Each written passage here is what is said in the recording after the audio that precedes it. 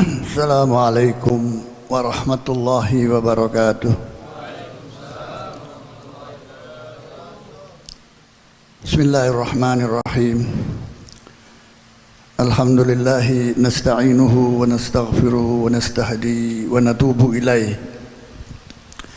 Wa na'udzu billahi min syururi anfusina wa min sayyiati a'malina.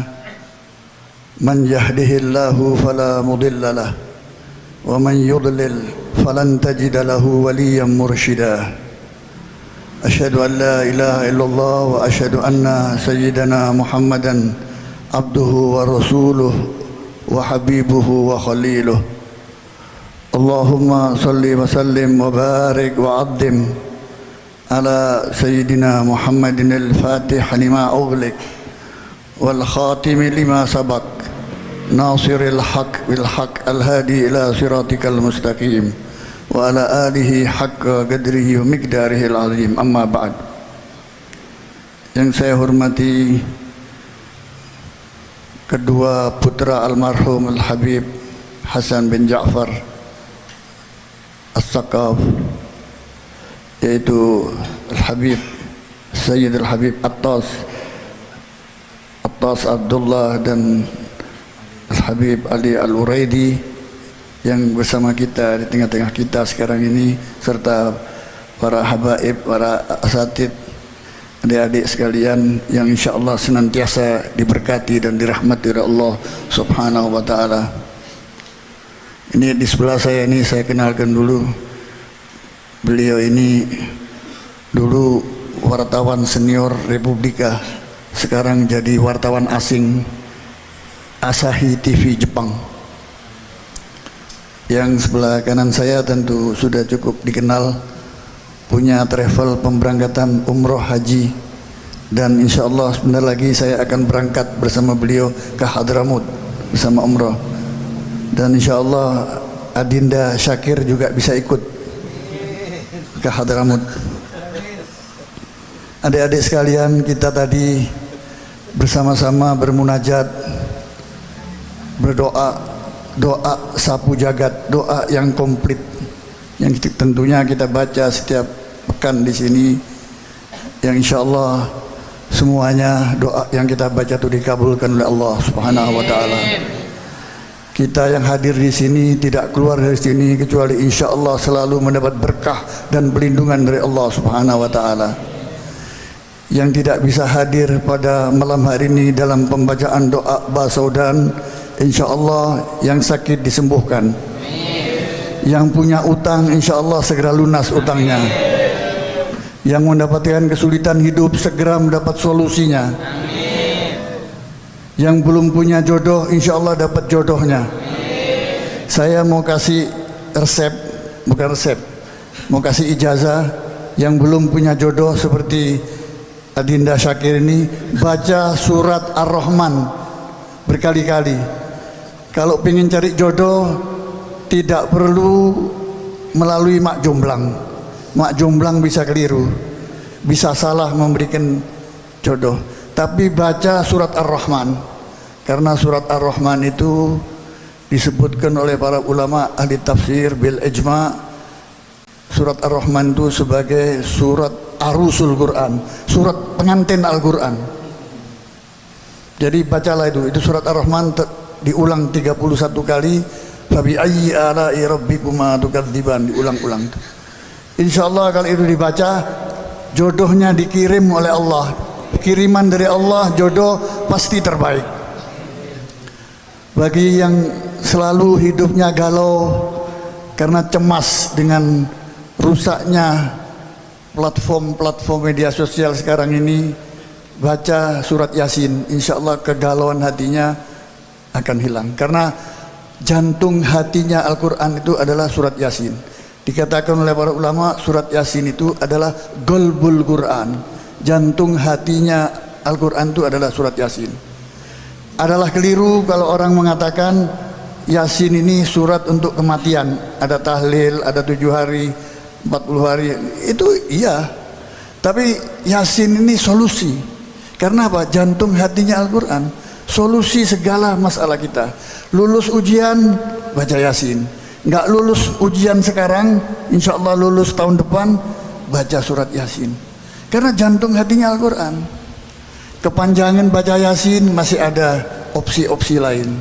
Baca suratul Fatihah sering-sering. Suratul Fatihah ini termasuk dikatakan sebagai pembuka Al-Quran.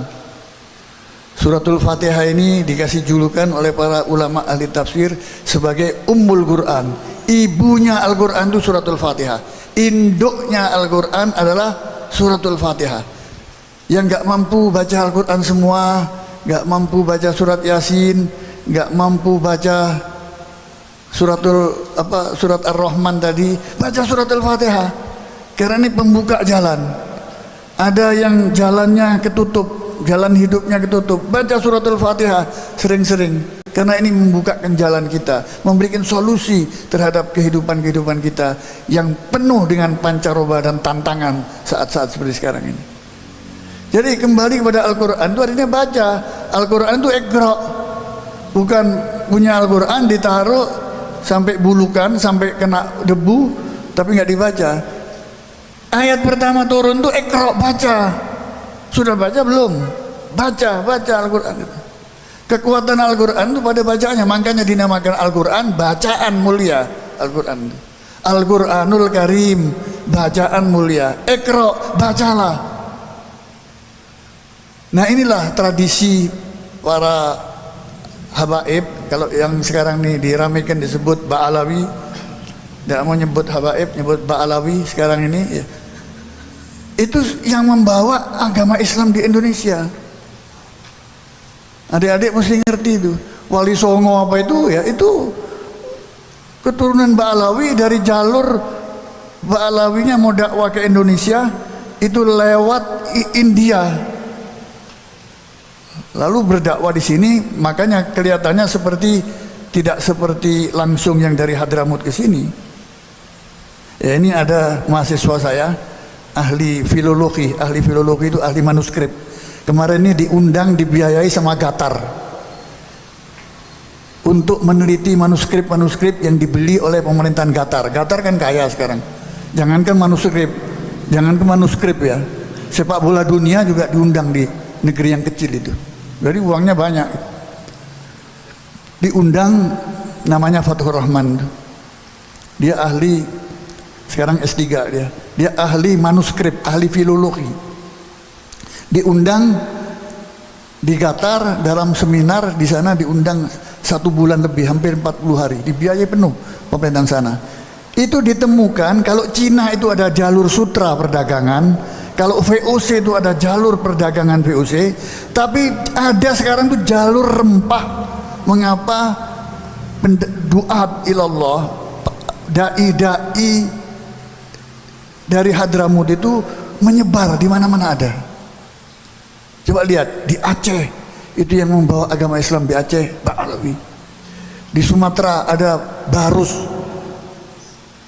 ada gunung apa Barus di Sumatera itu. Barus itu siapa? Ya Ba'alawi yang menyebarkan agama Islam. Istilah Barus itu dibawa oleh dari Hadramut. Kalau Anda ke Papua, boleh tanya sama Fadlan Garamatan, dai Papua itu. Itu bekas-bekas jejak-jejak dakwanya habaib itu ada. Ba'alawi sekarang disebut Ba'alawi itu ada. Sulawesi Selatan Al Khairat, guru tua yang punya 480 Al-Jufri itu, yang punya 480 sekolahan itu, sampai di Papua juga ada cabang-cabangnya. Siapa itu? Sultan Ternate yang berdakwah di Ambon dan Ternate, itu Ba'alawi semua. Nah, inilah hari-hari di mana kita berada sekarang. Fitnah itu diadu domba, Ba'alawi dengan kiai, kiai dengan kak kiai, Ba'alawi dengan Ba'alawi dan lain sebagainya, sehingga jadi seperti sekarang ini yang kita lihat. Zaman fitnah seperti sekarang. Ini sekarang kalau saya lihat, saya ini dulu jurnalis ya di Tempo ya. Jadi paham betul tentang ilmu komunikasi dan jurnalisme itu. Saya memang nggak lama di Tempo itu, cuma 11 tahun. Ya betul, 11 tahun. Saya angkatannya Dahlan Iskan yang pernah jadi menteri BUMN itu, dari Surabaya dulu. Jadi saya mengerti masalah ini. Sekarang tuh ada kebenaran baru dengan tanda petik. itu mengadopsi kebenaran baru itu dari penasehat militernya Nazi, Hitler. Dia punya penasehat namanya Goebbels. Goebbels itu mampu memenangkan peperangan Nazi itu bukan karena senjatanya hebat atau banyak, karena Goebbels ini punya otak yang licik dan culas. Dia menyusun dusta, membuat pamflet, dikirimkan ke negara-negara yang mau dijajah, terutama di Eropa Timur. Nanti dia mengatakan ini sudah dikuasai, ini sudah kasih. Dia punya keyakinan dusta kalau berulang-ulang pasti jadi kebenaran. Ini kan sangat berbahaya. Kalau kebenaran faktual, fakta seperti itu tidak dimunculkan, yang akan menang adalah dusta yang disusun menjadi kebenaran baru. Oleh karena itulah maka Qatar itu berkepentingan untuk melakukan penelitian. Ada jalur rempah. Jalur rempah itulah menyebarnya, bukan untuk berdagang Mbak Alwi itu, tapi untuk menyebarkan agama Islam, disebut sebagai jalur rempah, supaya rempah-rempah itu tidak dikuasai oleh VOC. Nanti dalam hari-hari yang akan datang kan ada bukunya nanti itu. Siapa dibalik daripada apa namanya jalur rempah di Nusantara dan Asia Tenggara itu. Itu sedang diteliti sekarang. Jadi adik-adik sekalian, ya, saya katakan tadi itu ini zaman fitnah seperti ini. Kita ini diem juga repot, dustanya yang merajalela, tidak diem juga. Mestinya kita berharap mudah-mudahan ini kan menjadi tanggung jawab negara. Negara itu harus hadir. Ini masyarakat sudah mengalami disharmoni sekarang ini, disharmoni sosial. Bisa-bisa nanti seperti tidak mustahil seperti Ambon yang bunuh-bunuhan itu antar agama, karena yang dimunculkan ini sara, kebencian antar suku, ya. Sekarang ini sudah dimunculkan, sudah jangan percaya sama ulama dari Yaman, itu asing, ulama pribumi saja. Mulai kapan ini dimunculkan? Di Indonesia ini tidak ada yang pribumi, sudah melebur jadi NKRI. Kalau masih bicara pribumi, tidak perlu lagi NKRI. Para perintis bangsa ini sudah melebur semua, itu nggak ada. Itu istilahnya Belanda, terjemahan dari inlander, untuk memisahkan orang-orang lokal itu dengan penjajah, buat garis gitu. Sekarang kalau ini pribumi dimunculkan, problem siapa yang pribumi di Indonesia ini? Coba siapa yang ngaku pribumi? Jawa akan protes orang-orang Sumatera. Loh, kok enak kamu yang Jawa mau jadi pribumi? Enggak kah? Pisah saja Sumatera sendiri. Sumatera sendiri problem. Sumatera itu ada orang Aceh yang tidak sama adat istiadat bahkan agamanya dengan orang Batak misalnya. Ada orang Padang, ada orang Palembang, ada ini sudah beda-beda lagi. Kok bicara sekarang ini bicara pribumi, tidak ada itu bicara pribumi. Belum lagi kita bicara ke Makassar. Makassar loh, kok enak banget nih Sumatera sama Jawa bilang pribumi. Kami ini juga pribumi. Ya kalau gitu bikin pribumi-pribumi sendiri-sendiri. Belum lagi kita bicara Papua.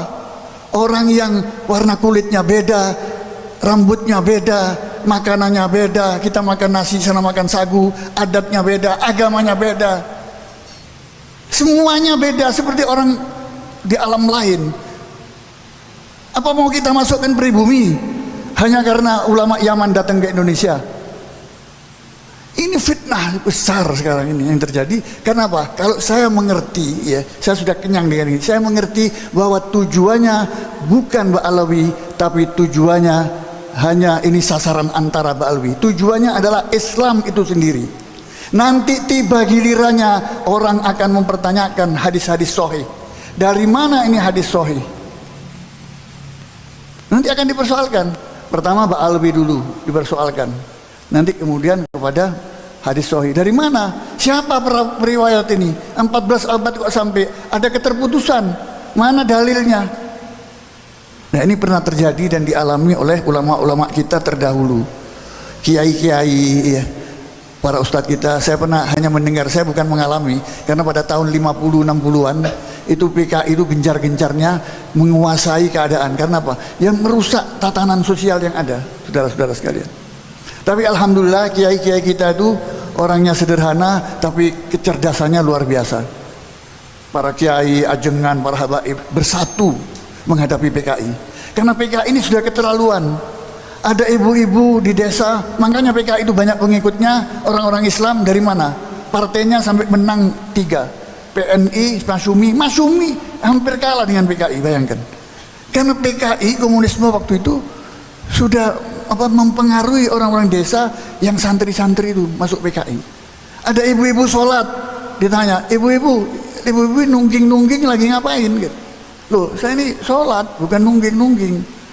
Loh, sholat itu apa? Yang menyembah siapa? Allah. Allah itu siapa? Ya Allah, Tuhan kami. Ibu pernah kenal Allah itu? Ya tentu saja nggak pernah kenal. Pernah tahu? Tidak. Pernah lihat? Enggak juga. Tapi kenapa kok disembah? Masih mending orang penyembah berhala, Bu. Berhalanya dibuat, disembah, ada barangnya. Nah, ibu yang awam, tidak belajar agama, percaya, masuk PKI. Untungnya kiai-kiai, para habaib waktu itu kompak menangani masalah ini. Ada yang meragukan masalah hari kebangkitan. Ini bagaimana katanya orang yang sudah mati dihidupkan kembali. Mati ya mati seperti barang rusak, kata PKI. Kok bisa hidup lagi, ini kayak sulapan saja katanya. Loh ya betul itu, karena keyakinan kami ada dalam kitab suci, dibawa oleh Nabi. Bagaimana mungkin Tuhan itu mau menghidupkan di kuburan ini jutaan, mungkin miliaran orang, nanti sampai hari kiamat berapa miliar orang. Kan pekerjaan Tuhan itu capek menghidupkan dari kuburan satu-satu berapa ratus tahun, berapa juta tahun itu. Oh tidak, bagi Allah itu sangat mudah, kata Kiai. Kalau Allah itu asalnya tidak ada bisa mengadakan, apalagi yang sudah ada untuk dihidupkan kembali, itu mudah bagi Allah. Lalu buat analogi Kiai itu, buat analogi, misalnya begini, Anda punya taman yang luas, di sana ada lampunya 10.000 lampu.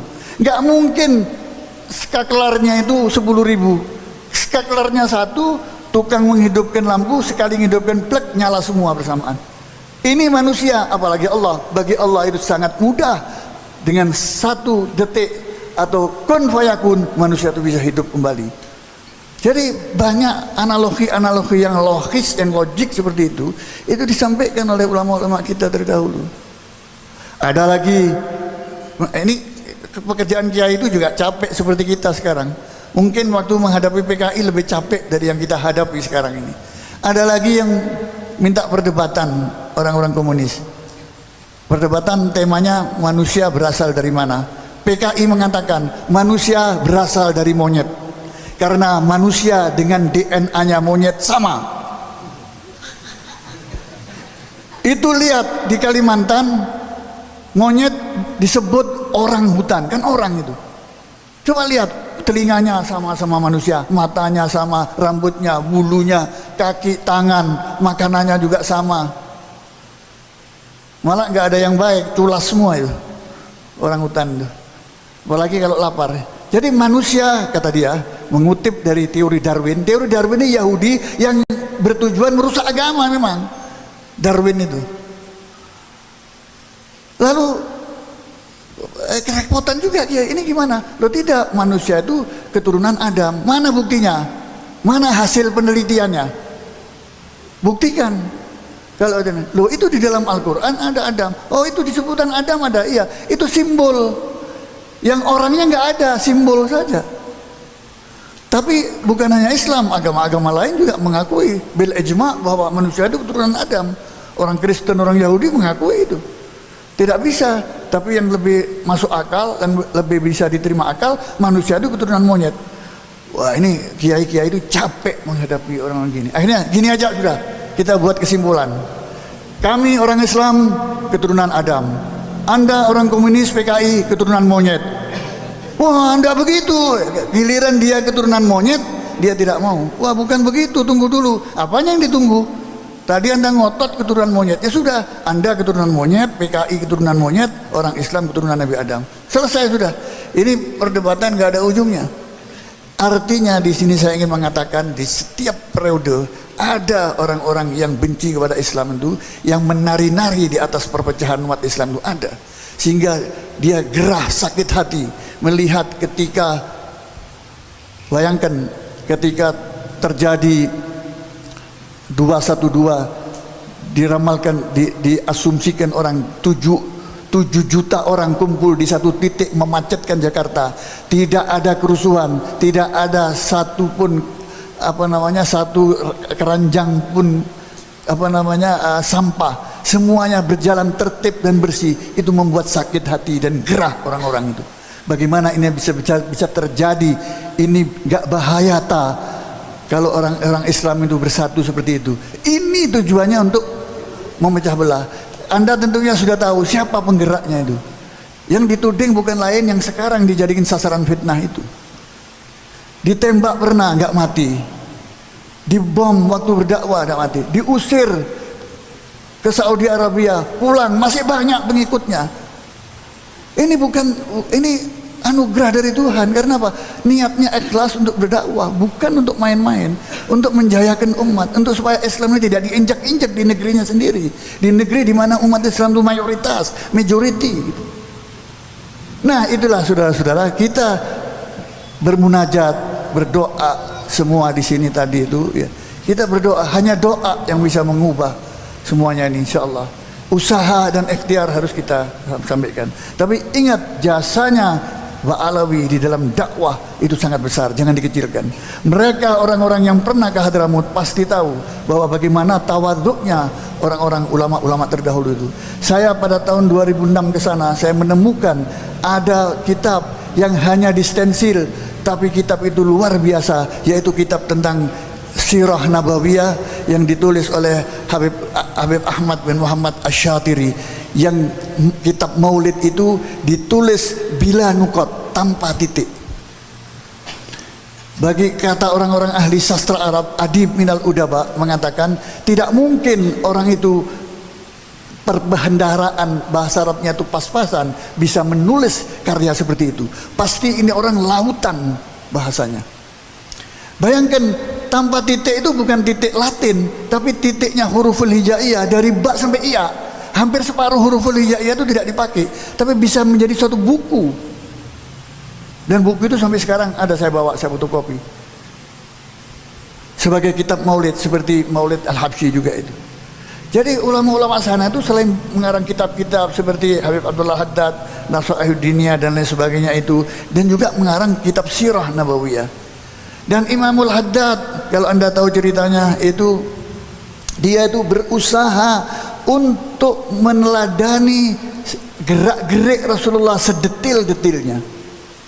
Apa yang tidak dikerjakan? Jalannya Rasulullah, gerak-geriknya Rasulullah dicoba untuk ditiru. Kecuali satu di masa hidupnya, yaitu memanjangkan rambut. Di dalam kisah Nabi Muhammad SAW, rambutnya Rasulullah sampai di sini, sampai di bahu. Beliau tidak mau itu karena orang-orang Yahudi di zaman waktu itu sudah mulai rambutnya dipanjangkan. Ketika beliau mengerti mau wafat, tukang cukurnya tidak boleh lagi mencukur rambutnya. Biarkan ini sampai sehingga saya paripurna mengikuti gerak-gerik dan jejak-jejak Nabi besar Muhammad SAW. Syekh Abu Bakar bin Salim, mana ada orang yang bukan orang kaya, pada musim paceklik di Hadramut membangun pabrik roti bukan untuk jualan, dibagikan orang-orang yang kelaparan, yang paceklik selama bertahun-tahun. Bagaimana orang seperti ini tidak menjadi wali, dan wali yang besar, tinggi di sisi Allah Subhanahu wa taala? Karena perbuatannya itu tidak seperti kebiasaan kita, tapi melebihi dan melampaui apa yang kita asumsikan. Kitab Maulid Al-Habsyi, Simtud Durar, juga dibaca di mana-mana di Indonesia. Ini merupakan sambungan sanad kita, bahwa agama kita ini bersanad, bukan terputus sanadnya. Antara Wali Songo dan lain sebagainya, kalau kita telusuri, semua sanad dan mata rantai keguruannya itu nyambung, nggak terputus. Mengapa sekarang itu banyak al-mafahim al-haddamah, aliran-aliran sesat tuh. Karena coba buktikan mengapa jadi sesat? Karena nggak punya pegangan sanad dan mata rantai keguruan yang pasti yang bisa sampai kepada Rasulullah SAW. Kalau kita lihat karya-karya mereka itu luar biasa, seperti Simtud Durar ya. Simtud Durar ini di beberapa daerah di Kalimantan, saya pernah ke Kalimantan, itu Maulid Dibai yang dulu dibaca nggak dibaca lagi, semuanya pada baca Simtud Durar. Bukan karena ini adalah susunan daripada orang Ba'alawi, ulama Ba'alawi, tapi karena memang buku ini bermutu. Maulid Diba itu disebutkan karena Rasulullah sallallahu alaihi wasallam idza da'ahul miskinu ajabah. Di Simtud Durar disebutkan karena Rasulullah sallallahu alaihi wasallam idza da'ahul miskinu ajabahu ijabatan muajjalah. Itu terus. Kemudian ada di hadis Nabi itu kita sering tidak dengar dari hadis-hadis kayak apa jalannya Rasulullah SAW. Kita jarang kecepatan speednya Rasulullah itu berjalan tuh seperti apa, kan kita pengen tahu. Kan tidak ada kita pernah mendengar hadis tentang speed kecepatan Rasulullah itu berjalan. Di Simtud Durar ada yang dideskripsikan karena Rasulullah SAW idza masya ka'annahu yanhaddu min sabab fayafutu sari al-masyi min ghairi habab. Rasulullah itu kalau berjalan seperti turun dari bukit, kayak orang didorong itu. Karena kalau orang turun dari bukit cepat itu. Fayafutu sari al-masyi min ghairi habab. Tapi anehnya Rasulullah itu tidak bisa disalib walaupun cepat gitu. Oleh misalnya sahabat mencoba salep-salepan, nggak bisa. Karena ini termasuk bagian dari karakter Rasulullah SAW, bukan bagian dari sunnah yang untuk ditiru. Tapi orang-orang yang dulu, orang aulia, ingin paripurna, walaupun tidak disunnahkan. Tapi bagaimana saya mencoba untuk meniru secara paripurna apa yang disampaikan oleh, apa yang dijalankan oleh Rasulullah SAW. Kemudian yang terakhir berikutnya adalah masalah di dalam Simtud Durar lagi ini ya, tentang bagaimana canggihnya Al-Habib Ali bin Muhammad Al-Habashi dalam Simtud Durar mengkompromikan dua hadis yang seolah-olah bertentangan, yaitu tentang hadis Syaqqus Sadr. Selama ini yang kita dengar di dalam kitab-kitab hadis, Rasulullah sebelum berisra dan mi'raj itu dibelah dadanya, diambil sesuatu yang tidak baik. Yang populer kan seperti itu. Tapi ada hadis lagi yang mengatakan tidak ada yang diambil yang tidak baik. Karena Rasulullah SAW itu, karena Rasulullah Muhammad SAW itu bukan 24 jam di bawah lindungan, maksum. Bagaimana mungkin seorang nabi yang maksum kemudian ada sesuatu yang tidak baik yang bisa diambil dari sana? Jadi dua hadis yang seolah bertentangan itu dikompromikan oleh Habib Ali bin Muhammad Al-Habashi dengan cantik, dengan beliau mengatakan di dalam kitab Simtud Durar itu, wa ma akhrajal amlaku min galbi adan walakinnahum zaduhu tuhran ala tuhrin. Jadi tidak ada sesuatu yang diambil yang tidak baik dari dada Rasulullah SAW ketika malaikat Jibril mendekap ini. Tapi zaduhu tuhran ala tuhrin, ditambahkan kesucian di atas kesucian. Nah ini tugas kita ahli-ahli dari ilmu fisika yang harus bisa membreakdown ini apa tuhran ala tuhrin ini. Di situ disebutkan tuhran ala tuhrin. Jadi Nabi diriwayatkan Isra Mi'raj itu dengan jasadnya, bukan dengan rohnya. Bil ijma ulama ahli hadis mengatakan Nabi itu kalau rohnya saja tidak istimewa itu, dengan badannya, badan fisiknya itu beliau Isra Mi'raj. Nah kalau menurut akal ilmu fisika, Nabi itu dengan kecepatan apa dalam setengah malam bisa sampai menembus Sidratul Muntaha? Apa badannya nggak hancur? Ini sekarang di ITB ada seorang dokter ahli fisika sudah bisa menghitung kecepatan Mi'rajnya Nabi itu, naik buraq itu. Ulama-ulama terdahulu ya tidak bisa menggambarkan bagaimana kecepatannya kendaraan Nabi itu. Hanya disebut buraq. Dulu saya masih sempat melihat itu gambaran Nabi naik burak itu ada cahaya, ada kuda putih, kemudian ada sayapnya. Masih ada nggak gambar itu? Itu paling pol, ulama itu menggambarkan kecepatannya seperti itu. Tapi tidak di breakdown dengan ilmu fisika. Sekarang itu ada sudah temuannya bahwa kecepatan Nabi Isra Mi'raj itu kecepatan yang melebihi dari kecepatan cahaya.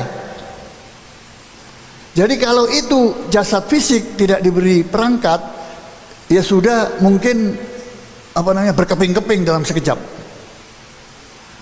Nah, ini terjawab, masih belum terrealisasi, terjawab seperti dalam film-film Star Wars. Star Wars itu film perang bintang. Itu pernah kita lihat tuh ada Mr. Spock masuk tabung. Kemudian setelah masuk tabung dipencet sebentar, put, sudah nggak kelihatan tuh. Mr. Spock-nya sampai tabung-tabungnya juga tidak kelihatan.